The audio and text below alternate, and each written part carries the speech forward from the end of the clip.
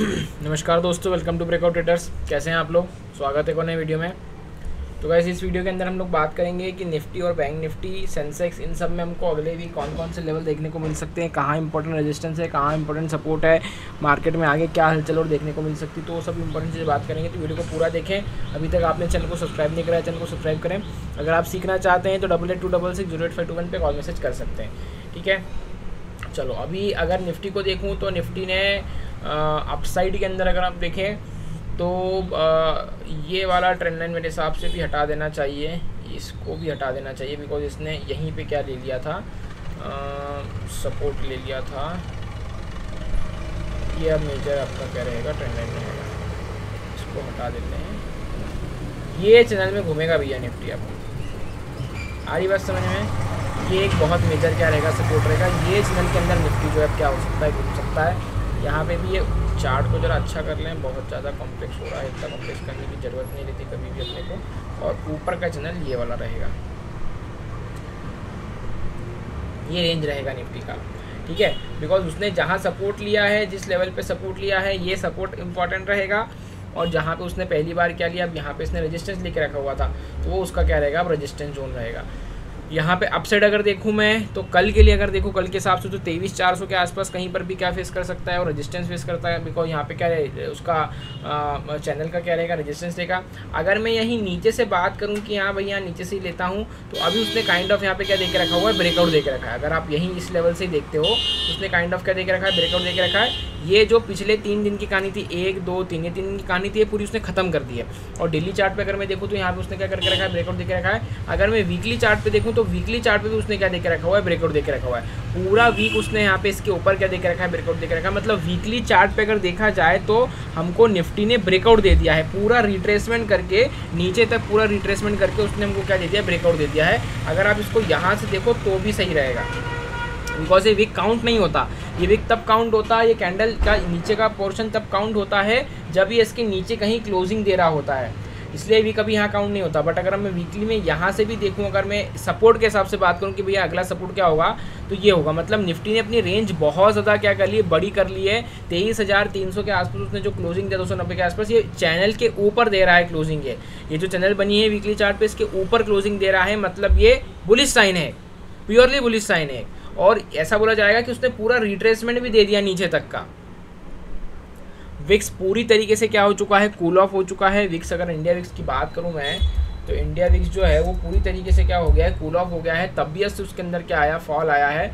देखिए आप 16.88 पे आ चुका है, तगड़ा फॉल आया, बहुत ज़्यादा शार्प फॉल देखने को मिला है ना। और अभी ये ओवरसोल्ड की स्थिति में नहीं है, ये ओवरसोल्ड की स्थिति में नहीं है। ये ओवरसोल्ड की स्थिति में तब होगा जब ये 30 के आसपास आएगा, मतलब इसमें और गिरावट अभी संभव है। बट एक इंपॉर्टेंट सपोर्ट के पास में जाके बैठा हुआ है, एक हल्का सा स्पाइक लेके वापस से हमको इसके अंदर और डाउनफॉल देखने को मिल सकता है। मतलब मार्केट के अंदर पूरी तरीके से क्या आ चुकी है, स्टेबिलिटी आ चुकी है, ऐसा हम बोल सकते हैं। आज शाम में पीएम नरेंद्र मोदी जो है वो तीसरी बार भारत के प्राइम मिनिस्टर बनेंगे, शपथ लेंगे, तो ये भी एक पॉजिटिव यूफोरिया हो सकता है मार्केट के लिए। बट अब बात यही है कि आप यहाँ पे क्या करो, आप बाय करो कि सेल करो कि कैसा ट्रेड बनाओ, निफ्टी के अंदर, बैंक निफ्टी के अंदर अपनी क्या अप्रोच रहनी चाहिए। मेरे हिसाब से हम लोगों को एक इंपॉर्टेंट लेवल वॉच करना चाहिए, कौन सा वाला, ये वाला 22,800 का। 22,800 एक बहुत इंपॉर्टेंट लेवल है। निफ्टी अगर 22,800 के लेवल के अपने क्या करती है, ब्रेक करती है। जैसे आपने देखा होगा कि 22,800 पे उसने यहाँ पे क्या लिया था, पॉज दिया था।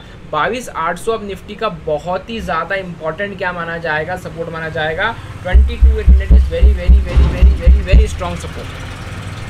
22,800 के ऊपर आप मार्केट के अंदर क्या कर सकते हो, बाय ऑन डिप्स कर सकते हो। अब ज़्यादा इंडेक्स में पैसा नहीं बनेगा, इंडेक्स में ज़्यादा पैसा नहीं बनेगा। अब ज़्यादा पैसा कहाँ में बनेगा, स्टॉक्स में बनेगा। आपको ऐसे ट्रेंडिंग स्टॉक्स देखने होंगे, ऐसे ट्रेंडिंग सेक्टर्स देखने होंगे जो कि आपको इस मार्केट के अंदर, जैसे निफ्टी 100-150 पॉइंट, 250 पॉइंट अब आपको डेली थोड़ी मिलेगा। अब आपको ये उसकी रेंज सीमित होगी अब, ठीक है। 40-50 point positive, 60 point positive, 100 point positive, फिर किसी दिन 100 पॉइंट गिर जाएगा। ऐसी रेंज के अंदर आपको वो स्टॉक्स देखने हैं, मतलब निफ्टी के साइडवेज मोमेंटम में आपको वो स्टॉक्स देखने हैं जो सेक्टर वाइज भी ट्रेंडिंग चल रहे हैं और इंडिविजुअली भी ट्रेंडिंग चल रहे हैं। जैसे कि मैंने कल निफ्टी आईटी का चार्ट शेयर करा था, मैंने बताया था उसमें कप एंड हैंडल का क्या आ रहा है, ब्रेकआउट आ रहा है। तो आईटी स्टॉक्स पे फोकस करो। एफएमसीजी ब्रेकआउट दे रहा है वीकली पे, उसके ऊपर फोकस करो। डिफेंसिव सेक्टर से फोकस करें आप लोग, ठीक है ना। जैसे कि आप लोग फार्मा में फोकस कर सकते हो, ठीक है। फाइनेंशियल पे भी आप कुछ स्टॉक्स ऐसे अच्छे हैं जिन पे आप क्या कर सकते हैं, नजर रख सकते हैं, बट हाँ एग्रेसिवली बुलिश नहीं हो सकता मैं उनके ऊपर, ठीक है ना। तो निफ्टी जो है मेरे हिसाब से एक अपसाइड अगर देखा जाए तो उसने एक ब्रेकआउट दे के रखा हुआ है। अगर जो ऑल टाइम हाई थी 22,338 के, अगर ये कल इसके ऊपर अगर ये कल इसके ऊपर ओपन देता है 22,338 के ऊपर, अगर कल आपको ओपनिंग मिलता है ये वाले लेवल के ऊपर, मतलब 22,338 के अगर आपको कल ऊपर ओपनिंग मिलता है तो ये मान के चलें कि हमको एक और अच्छा 22,400 450 500 तक का लेवल देखने को मिल सकता है। बट चूंकि गिफ्ट निफ्टी जैसे मैंने बताया कि एक नेगेटिव क्लोजिंग दिया, यहाँ पॉजिटिव दिख रहा है, बट उसने जो क्लोजिंग दिया है वो 22,250 के आसपास का देके 23,250 के आसपास का देके रखा हुआ है। तो अगर आपको यहाँ पे मॉर्निंग में एक नेगेटिव सेंटीमेंट दिखता है तो आपके लिए वॉचफुल लेवल्स क्या होना चाहिए, इसके बाद में ये वाला होना चाहिए, मतलब 23,120 के आसपास का, 23,120 के आसपास का लेवल भी आपके लिए क्या होना चाहिए, वॉचफुल होना चाहिए, ये वाला, ठीक है, ये लेवल। बिकॉज यहाँ से वो बाउंस बैक कर सकता है, इस लेवल से नीचे आके यहाँ से फिर वापस से क्या कर सकता है, बाउंस बैक कर सकता है। ओवरऑल वीकली पे निफ्टी ने क्या दे के रखा हुआ है, एक ब्रेकआउट दे के रखा है, बड़ी सी कैंडल बनाई और एक ब्रेकआउट दे के रखा हुआ है उसने, ठीक है। अब उसके बाद में अगर बैंक निफ्टी की बात करें तो बैंक निफ्टी जो है वो कम परफॉर्म किया है एज़ कम्पेयर टू निफ्टी। अगर हम देखें तो निफ्टी जो है उसने पूरी तरीके से ब्रेकआउट दे दिया है, बट बैंक निफ्टी ने भी ब्रेकआउट नहीं दिया है, कुछ ना कुछ स्टॉक्स वहाँ पे लैग कर रहे हैं, इसलिए मैंने बोला फाइनेंशियल से थोड़ा सा भी क्या रहेंगे, दूर रहेंगे। मैंने जो रजिस्टेंस बताया था आप लोगों को एक्जैक्टली वहीं पर उसने 49,970 980 के आसपास उसने क्या करा है, रजिस्टेंस फेस करा। अगर इसको कल वो ब्रेक नहीं कर पाता है तो नीचे की तरफ सपोर्ट है हमारा 48,900, मतलब वही 49,000 का। तो 49,000 अगर अभी होल्ड होता है तो ऊपर की तरफ मेरे हिसाब से 51,000 से 49,000 के बीच में बैंक निफ्टी आपको साइडवेज मोमेंटम दिखा सकता है। छोटी छोटी अपॉर्चुनिटीज अगर आपको मिल रही तो उसको ग्रैब करें। बड़े बड़े मूवमेंट की अब ज़्यादा एक्सपेक्टेशन मत रखना कि 500 600 700 800 पॉइंट बैंक निफ्टी मूव करेगी या निफ्टी आप डेली आपको 300 400 पॉइंट की मूव दिखाएगी। अब धीरे धीरे इलेक्शन से फेज आउट होगा मार्केट, इलेक्शन से फेज आउट होगा मार्केट, मतलब मार्केट एक नॉर्मल ट्रेडिंग जोन में आएगा, इसका अपने को ध्यान रखना है, ठीक है।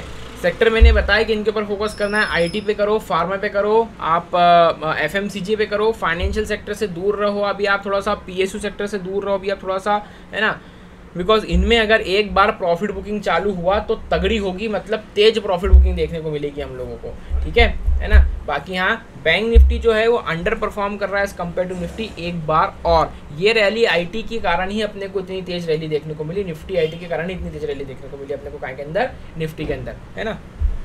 अगर कल निफ्टी परफॉर्म करता है, अगर कल निफ्टी परफॉर्म करता है तो मे बी बैंक निफ्टी अगर ये 49,000 के लेवल को 50,000 के लेवल को क्रॉस करता है तो फिर हम लोगों को शार्प, ये हटा दो यहाँ से, हम लोगों को शार्प एक बाउंस बैक देखने को मिल सकता है कहाँ तक, 51,000 तक। अगर कल बैंक निफ्टी आउट परफॉर्म करता है निफ्टी को, तो अगर कल पॉजिटिव सेंटीमेंट बना रहता है फाइनेंशियल्स के अंदर तो, ठीक है ना। कुल मिला के अगर कंक्लूजन बताऊँ तो इंडेक्स अब उतना अच्छा रिटर्न नहीं देगा जितने ज़्यादा स्टॉक्स देंगे। इंडेक्स अब फेज आउट होगा इलेक्शन के माहौल से, अब आपको स्टॉक स्पेसिफिक रहना है, इंडेक्स सेक्टर स्पेसिफिक रहना है, कौन से सेक्टर में, मतलब जैसे डिफेंस कौन मंत्री को मिल रहा है, किस मंत्री को क्या पोर्टफोलियो मिल रहा है ना, तो उस तरफ से फिर होगा। और फिर बजट आ जाएगा जिन्हें से जुलाई अगस्त में, तो उधर फिर आपका फोकस होना चाहिए, ठीक है। तो स्टॉक स्पेसिफिक रहें, स्टॉक्स पे ज़्यादा फोकस करें, ना कि इंडेक्स पे। इंडेक्स बहुत हद तक चल चुका है, ज़्यादा मोमेंटम नहीं रहेगा इसके अंदर अब, ठीक है। Bye bye.